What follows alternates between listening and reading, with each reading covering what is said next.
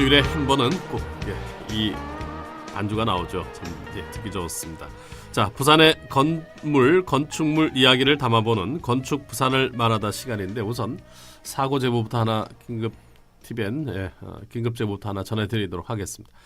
해운대 자동차 검사소에서 원륜 교차로 쪽 방향인데요. 그 과정교 위쪽에 가차로에 승용차 화물차의 추돌 사고 현장이 있습니다.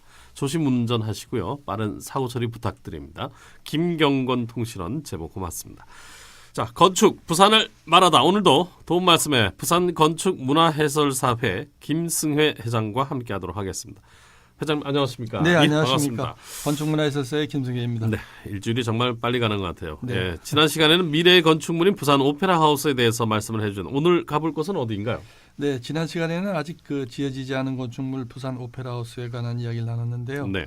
오늘은 부산의 자랑거리인 광안대교에 대해서 이야기해 볼 네. 겁니다.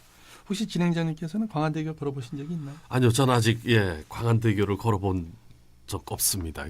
걸으면은 참 색다른 느낌이 들 것이라는 생각은 늘 듭니다. 네, 그러시군요.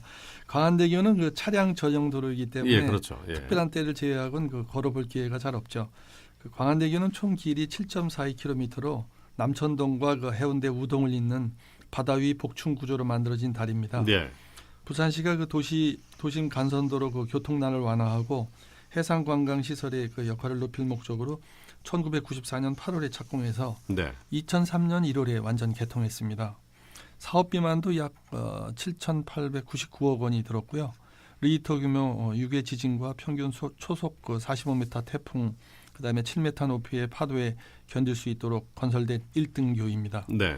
영문 내칭으로 다이아몬드 브릿지라고도 합니다. 아, 그렇죠. 출근길에 좀 해운대에서 남천 쪽으로 좀 막히는 구간이기도 하고 지금도 화면을 보고 있는데요.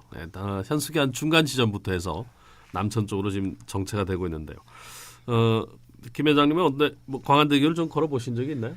예, 저는 제1회 바다 하프 마라톤 대회 때 왕복으로 뛰어본 적이 있습니다. 그렇군요.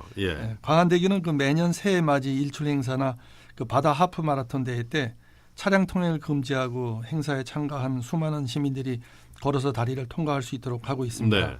아마 오는 새해에도 그렇겠죠. 해맞이 행사를 할 텐데요. 광안대교 위에서 떠오르는 새해 첫 일출을 맞이하는 것도 특별한 경험이 아닐까 생각을 합니다. 네. 보통 광안대교하고 부산항대교를 좀 비교를 하게 되는데요. 좀 다른 형태인 것 같아요. 예, 비슷하긴 한데요. 다리 종류를 잠깐 살펴보면요. 형태에 따라서 광안대교처럼 주탑에 케이블을 걸어가지고 수직으로 된 줄에 도로 상판을 매달아 놓은 이제 현수교가 있고요. 네. 부산항대교처럼 주탑에 줄을 비스듬하게 걸어서 도로를 매달아 놓은 사장교가 있습니다. 그리고 저 서울에 있는 한강철교처럼 삼각형으로 된 연결 트러스의 강성을 이용한 트러스교가 있고요. 그다음에 다리 모양이 반원 형태처럼 되어 있는 아치교, 그다음에 상판과 교각이 이렇게 하나로 붙어 있는 라멘교가 있습니다. 여러 가지가 있죠. 네네. 기능적인 면으로 볼 때 영도대교 있지 않습니까? 네네. 영도대교처럼 다리 몸체가 위로 열리는 것은 도계교라고 하고요. 그다음에 이제 우리나라에는 없지만 외국의 경우 수평으로 회전하여 이렇게 열고 닫는 선계교가 있습니다. 그리고 양쪽 끝에 철탑을 세워서 다리 전체가 이 승강기 오르내리는 것처럼 승계교가 있습니다. 그렇군요. 제 기억으로는 광안대교를 건설할 당시에 여러 가지 이것으로 해야 된다, 저것으로 의견들이 분분했던 것으로 기억되는데 어떻습니까? 네네. 광안대교 탄생에는 여러 이야기가 많습니다. 계획 당시 광안리 조망을 가릴 뿐 아니라 주변 환경을 해친다는 주장도 있었고요.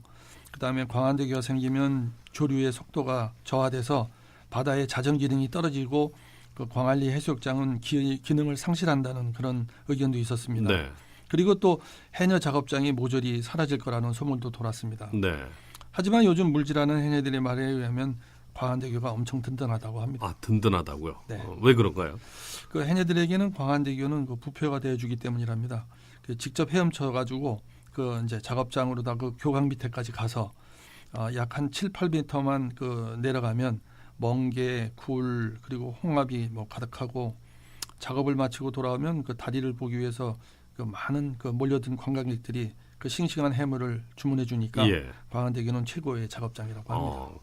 광안대교로 인해서 새롭게 창출되는 뭐 작은 효과 중에 하나겠죠, 그죠? 그렇죠. 예, 그리고 또 광안대교는 또 얻는 부가효과가 꽤 많습니다. 예, 국내 최대 그 해운대 해수욕장, 그다음에 송정 해수욕장, 그다음에 이대하고 오륙도 등 주변의 관광지가 연계됨으로써 그 방문지가 좀 다양해졌다고 볼 수 있고요. 네, 그다음에 신선대와 그 간만부두의 그 컨테이너 물량이 경부고속도로와 그 빠르게 연결됨으로써 그 물류 비용 절감에도 아주 적지 않은 기여를 하고 있습니다. 예, 또한 그 센텀시티하고 마리시티가 부산의 그 새로운 중심지로 변모한 것도 광안대교의 역할이라고 볼 수 있습니다. 그렇습니다. 이 관광 연계 그리고 또 물류 비용의 감소에 좀 도움이 많이 된다니까 다행인데요.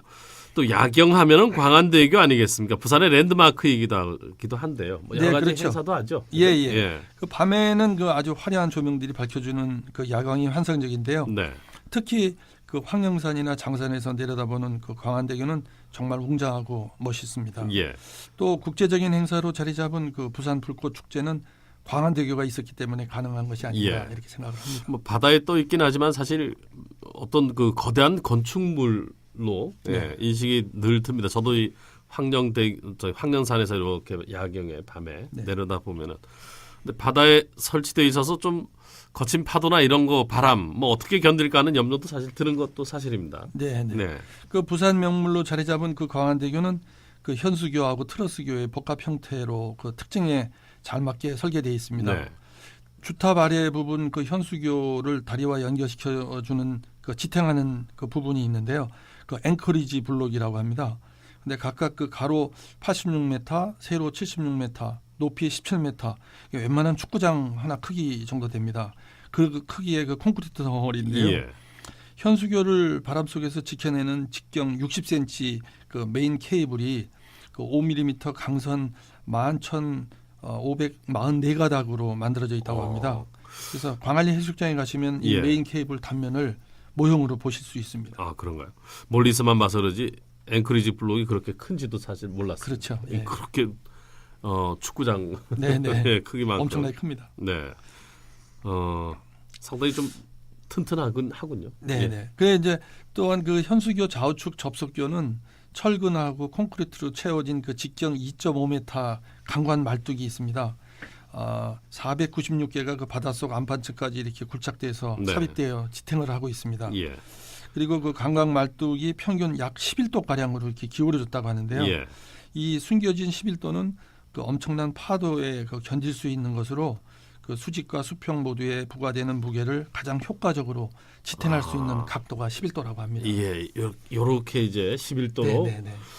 그럼 이렇게 딱 수직으로 서 있는 것보다는 파도에 훨씬 더 강하게 견딜 수 있다. 네, 그 안에 이렇게 수직으로 서 있는 것도 있는데 대부분 다 11도 11도 정도로다가 정도. 예. 기울어져 있답니다. 그 바다 위에 떠 있지만은 사실 땅 속에 그렇게 많은 강광과 말뚝이 박혀 있다니 사실 좀 놀라운 사실입니다. 그렇죠. 모르겠죠. 그리고 그 대한민국 교량 박물관 1호가 2001년 영종대교에 만들어졌습니다. 그런 의미에서 그 우리 광안대교에도 교량 박물관을 만들어서 네. 관광객들에게 광안대교를 더 자세히 볼 수 있는 기회를 만들었으면 어떨까 하는 생각이 들어갑니다. 그것도 좋은 생각이죠. 예. 네, 교량이라는 그 토목시설물도 그 시대의 기술과 또 여러 가지를 반영하는 훌륭한 관광 자원이 되는 만큼 그렇죠. 예. 박물관이나 기념관을 만들어서 그 역사를 기록하고 보존해서 그 후대에게 물려줄 필요가 있을 것 같습니다. 네. 부산의 자랑거리 랜드마크 광안대교 이걸 좀 오래도록 유지하기 위해서는 뭐 안전도 상당히 중요할 것 같은데요. 끝으로 어떤 점이 좀 필요하다고 생각이 드시나요? 네, 그 미국 샌프란시스코의 금문교가 좋은 본보기가 될 것 네. 같습니다. 1937년에 완공된 금문교는 준공 이후 그 철저한 유지 관리를 통해서 한 해도 그 거지를 않고 그 보수 공사, 보강 공사를 펼치는 것으로 유명합니다. 네. 그 결과 80여 년이 지났지만 금문교는 여전히 그 세계에서 가장 아름다운 다리로 평가받고 있습니다. 금문교를 보기 위해서 연간 900만 명 정도가 샌프란시스코를 찾는다고 합니다. 예. 그래서 우리 광안대교도 조영미에서 금문교에 그 뒤지지 않고 또 야경을 보더라도 파리의 그 에펠탑에 견줄만 합니다. 네. 광안대교를 그 세계적인 명물로 만들어가는 것은 우리들의 몫이 아닌가 이렇게 생각합니다. 그렇습니다. 예. 우리가 참 편리하게 이용하는 광안대교이지만 또 이걸 또 잘 살리면은 훌륭한 관광 자원으로 네. 금문교 못지않는 그런 맞습니다. 시설이 될 수도 있다는 말씀이신 것 같습니다. 네, 알겠습니다. 네. 오늘 광안대교에 대해서 말씀 잘 들었습니다. 고맙습니다. 네, 감사합니다. 감사합니다. 지금까지 부산 건축문화해설사회 김승혜 회장이었습니다.